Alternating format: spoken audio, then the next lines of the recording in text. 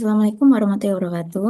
Kali ini saya akan membahas dua isu penting dalam ekonomi makro yang sangat mempengaruhi kehidupan sehari-hari, baik secara langsung maupun tidak langsung. Kali ini, topik yang saya akan bahas yaitu mengenai inflasi dan pengangguran.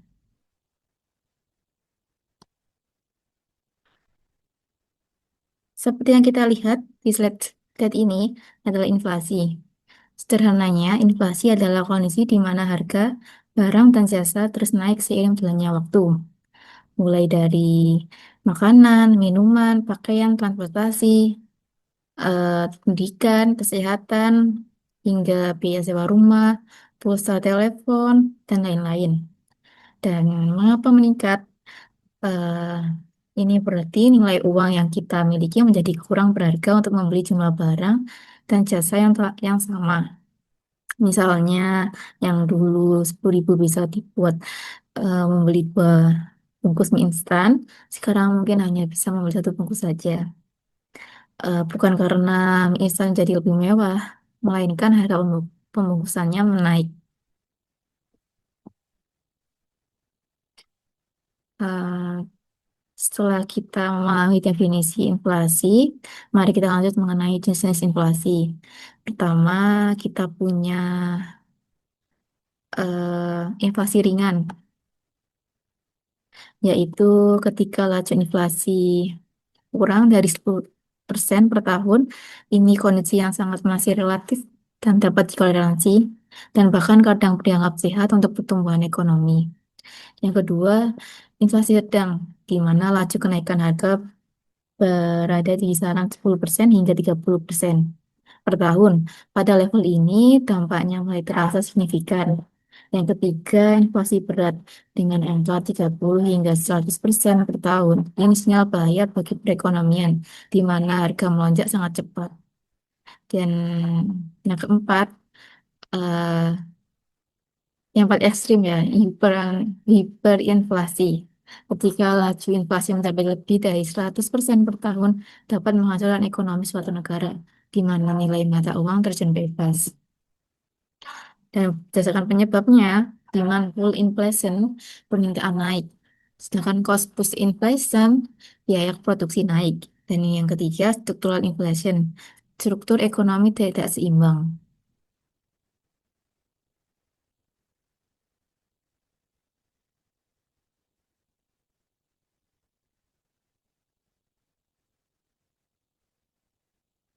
Eh, Selanjutnya, dampak inflasi. Menurunnya daya beli masyarakat, di mana harga barang dan jasa naik, sementara pendapatan masyarakat belum tentu ikut naik, sehingga kemampuan membeli menurun. Yang kedua, ketidakpastian investasi. Inflasi yang tidak stabil membuat pelaku usaha ragu dan menanam modal karena sulit diprediksi biaya keuntungan di masa depan. Yang ketiga, nilai uang menurun. Dengan jumlah uang yang sama, masyarakat hanya bisa membeli lebih sedikit barang dibandingkan sebelumnya. Artinya, uang kehilangan nilainya. Yang keempat, menguntungkan debitur dan merugikan kreditur. Debitur sebagai peminjam diuntungkan karena membayar utang dengan uang yang nilainya lebih rendah. Sebaliknya, kreditur pemberi pinjaman yang dirugikan.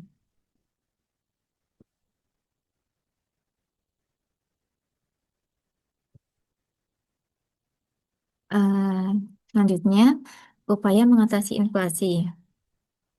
Untuk mengendalikan inflasi, pemerintah dan bank sentral dapat melakukan beberapa kebijakan sebagai berikut, yaitu yang pertama, kebijakan moneter. Dengan menaikkan suku bunga agar masyarakat lebih tertarik menabung daripada membelanjakan uang dan operasi pasar terbuka, serta menaikkan giro wajib minimum (GWM) yang membatasi kemampuan bank dalam melakukan kredit. Yang kedua, kebijakan fiskal. Dengan mengurangi pengeluaran pemerintah, yang dimana menghindari kelebihan pemerintah serta meningkatkan penerimaan pajak, di mana daya beli masyarakat dikurangi secara perlahan. Yang ketiga, kebijakan non-moneter. mengontrol langsung harga dan distribusi barang pokok, misalnya melalui subsidi atau operasi pasar, dan mendorong peningkatan produksi untuk menjaga keseimbangan antara permintaan dan penawaran. Di sini ada contoh inflasi. Jika indeks harga konsumen (IHK) tahun 2024 adalah 130 dan IHK tahun 2023 adalah 120, berapa laju inflasi tahun 2004? Maaf, berapa laju inflasi tahun 2024? Itu jadi untuk menghitung laju inflasi tahunan digunakan rumus inflasi sebagai berikut.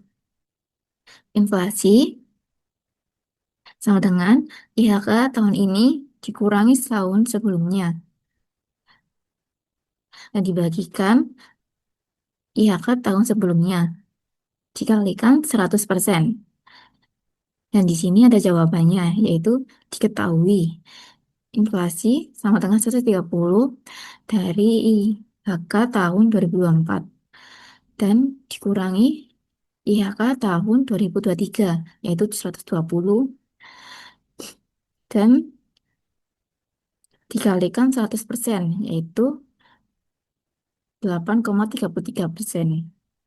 Laju inflasi pada tahun 2024 adalah 8,33%, yang berarti secara rata-rata barang dan jasa mengalami kenaikan sebesar 8,33% dibandingkan tahun sebelumnya.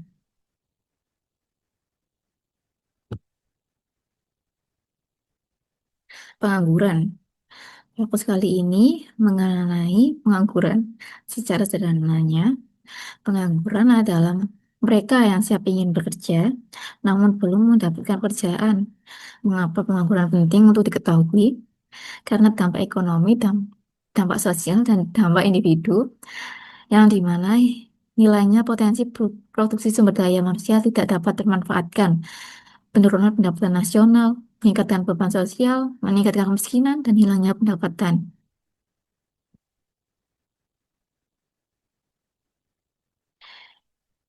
Di slide ini ada jenis-jenis pengangguran. Yang pertama, pengangguran terbuka. Orang yang benar-benar tidak bekerja dan sedang aktif mencari pekerjaan. Dan yang kedua, pengangguran terselubung. Pengangguran terselubung yaitu setengah menganggur, yang orang bekerja tetapi tidak sepenuhnya menggunakan kemampuannya. Misalnya kerja paruh waktu, padahal dia sanggup kerja penuh waktu. Yang ketiga, pengangguran musiman. Terjadi karena pekerjaan hanya ada pada musim tertentu.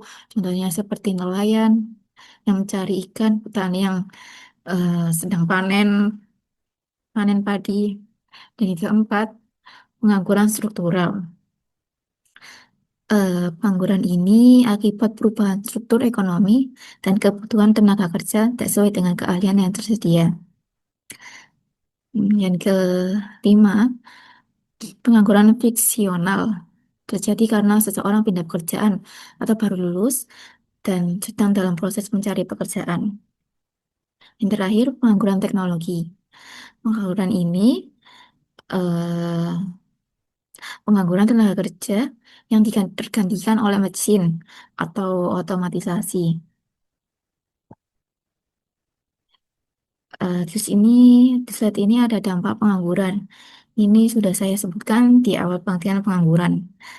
Yang pertama, menurunnya pendapatan nasional.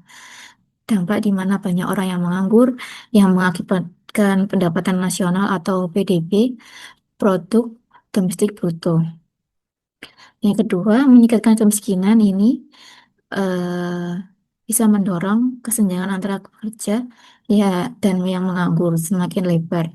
Ketimpangan sosial pun akan menjadi buruk sehingga menciptakan polarisasi dalam masyarakat. Yang ketiga, menyebabkan ketidakstabilan sosial. Hal ini mendorong peningkatan angka kriminalitas karena individu mungkin terpaksa melakukan tindakan ilegal untuk bertahan hidup. Dan yang keempat, membebani anggaran pemerintah seperti bantuan sosial. Pemerintah perlu menyalurkan bantuan sosial seperti tunjangan pengangguran atau program pelatihan kerja. Meskipun penting, semua program tersebut membutuhkan alokasi dan dana dari APBN, Anggaran Pendapatan Belanja Negara, yang berarti bisa mengurangi dana yang bisa dialokasikan untuk sektor pendidikan maupun sektor infrastruktur. Eh, Saat ini ada solusi penanggulangan pengangguran. Yang pertama, peningkatkan kualitas pendidikan dan pelatihan keterampilan. Yang kedua, pengembangan sektor usaha mikro, kecil, dan menengah (UMKM) melalui dukungan modal, pelatihan, dan usaha. Dan yang ketiga, perluasan lapangan kerja melalui investasi. Yang keempat, reformasi kurikulum pendidikan berbasis kebutuhan industri dan kompetensi yang dibutuhkan dunia kerja. Yang terakhir, pemerataan pembangunan daerah, sehingga mengurangi urbanisasi dan membuka lapangan kerja melalui pembangunan infrastruktur.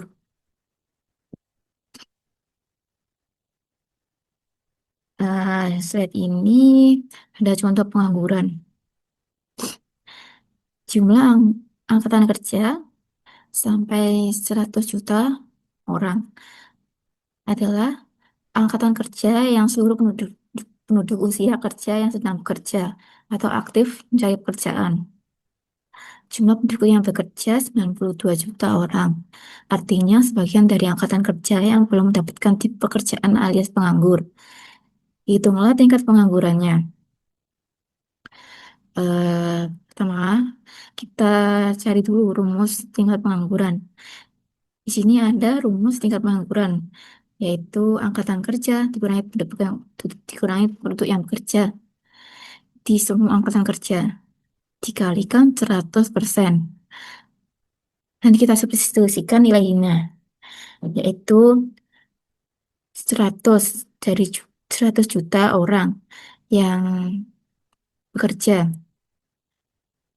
dan dikurangi 92 penduduk yang bekerja dikalikan 100% sama dengan hasilnya 8 per 100 dikalikan 100% sama dengan 8%. Penjelasannya, selisih 100 juta dengan 92 juta sama dengan 88 juta orang yang menganggur. Sehingga tingkat pengangguran adalah 8% dari total angkatan kerja. Tingkat ini menunjukkan persentase orang yang menganggur dibandingkan dengan total angkatan kerja dalam suatu periode.